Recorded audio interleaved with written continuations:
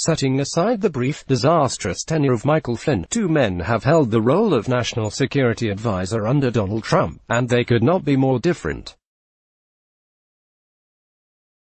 McMaster was a pragmatic stickler who valued the customary interagency deliberations that shaped decision-making at the National Security Council, and which President Trump found tedious and distracting. The president let him go in favor of his diametric opposite, John Bolton, a notoriously hawkish and obstreperous ideologue who was happy to let the council's customs wither, the better to speak his truth to the president directly. His ideological maneuvering eventually got him fired, though he lasted an improbable 17 months. In Robert O'Brien, chosen Wednesday as Mr. Bolton's replacement, the president seems to have found a compliant, behind-the-scenes worker be better suited to Mr. Trump's domineering temperament. His appointment may signal the death knell of any hope to check the president's worst foreign policy impulses. Mr. O'Brien, who most recently served as the government's chief hostage negotiator, wrote a book in 2016 titled "While America Slept: Restoring American Leadership to a World in Crisis." In it, he lays out a hawkish worldview not all that dissimilar from Mr. Bolton's, but he has also lavished praise on his boss, declaring that Mr. Trump's muscular foreign policy had produced unparalleled success in freeing American hostages. Not every national security advisor needs to shout. Some of the most effective have been quiet masters at pulling bureaucratic levers. The problem is, Mr. O'Brien doesn't seem like much of a lever puller, and in any case there are far fewer levers to pull. The National Security Council has atrophied under Mr. Trump, and especially during Mr. Bolton's tenure. Instead, Mr. O'Brien's appointment is likely to mean that Secretary of State Mike Pompeo will continue to be the president's chief foreign policy advisor, a role he usurped from Mr.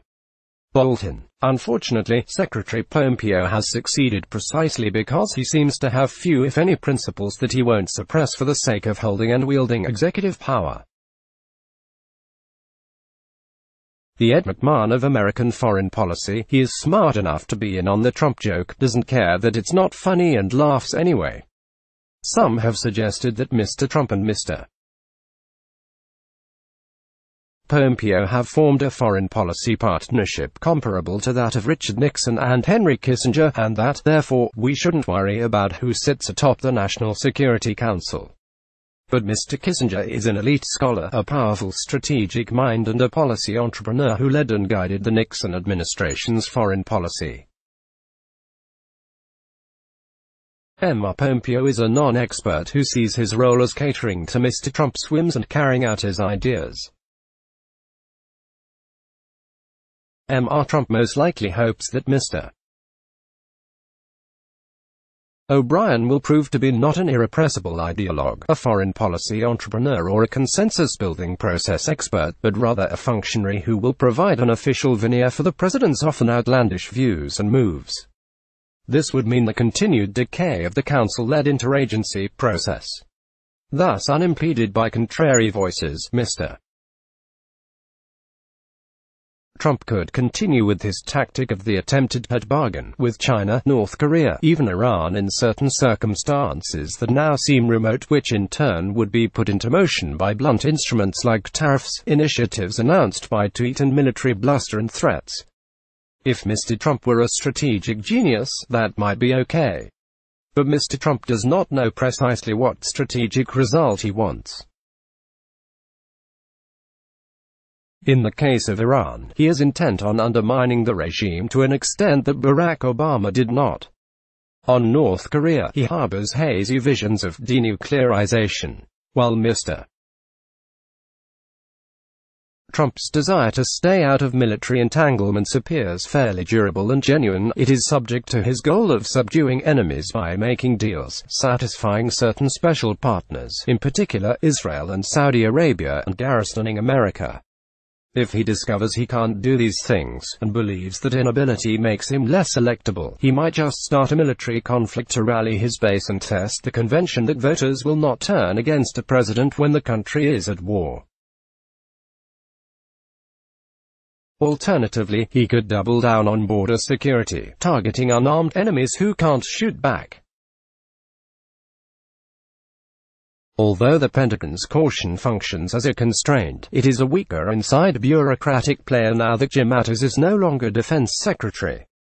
The absence of a strong national security advisor and systematic decision-making will make it easier for Mr. Trump to stumble into war, as he almost did with Iran last summer. Mr. Trump, fronted by Mr. Pompeo, will probably continue to dangle tremendous deals and threaten bold military action to prop up his image as a simultaneous visionary and tough guy, neglecting what he considers mundane problems, such as humanitarian aid and refugee crises. Mr. O'Brien will be along for an erratic and risky ride, probably relegated to the back seat. World affairs will continue to be unpredictable and in disarray, American policy incoherent, and the liberal rules-based order once led by the United States further degraded. Jonathan Stevenson, a senior fellow at the International Institute for Strategic Studies and the managing editor of Survival, served on the National Security Council staff from 2011 to 2013. The Times is committed to publishing a diversity of letters to the editor. We'd like to hear what you think about this or any of our articles. Here are some tips, and here's our email, letters@nytimes.com.